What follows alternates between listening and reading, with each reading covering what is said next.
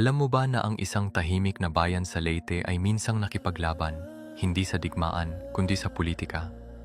Ito ang kwento ng Santa Fe, isang baryo na lumaban para sa sariling pagkakakilanlan. Bago pa ito tinawag na Santa Fe, kilala muna ito bilang Maslog, isang simpleng baryo ng Palo, Leyte. Dito, ang buhay ay umiikot sa pagsasaka at pangingisda. Tahimik, payak at sapat. Ang lupa ay mataba, ang ilog ay buhay. Ngunit ang pangarap ng mga tao ay higit pa sa pagiging isang baryo lamang. Noong 1948, nagsimula ang isang makasaysayang hakbang. Pinangunahan ni Juan R. Perez at iba pang leader ang panukalang gawing ganap na bayan ng Santa Fe. Isinumite ang House Bill No. 1918, isang simbolo ng pag-asa, ngunit hindi naging madali ang lahat, tutol ang mga taga-Palo dahil mawawala sa kanila ang malaking bahagi ng lupain at kita. Lumala pa ang sitwasyon nang pumasok ang politika.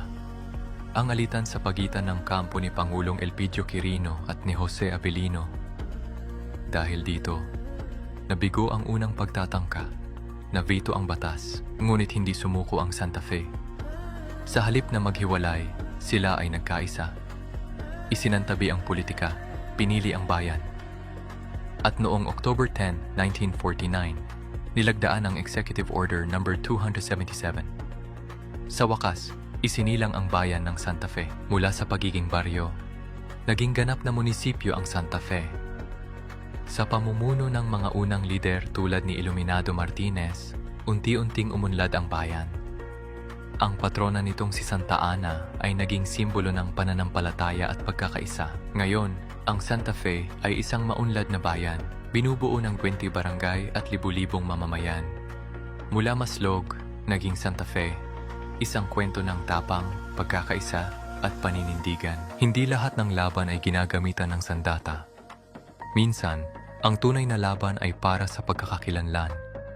Santa Fe, Leyte, isang bayan na isinilang mula sa pagkakaisa.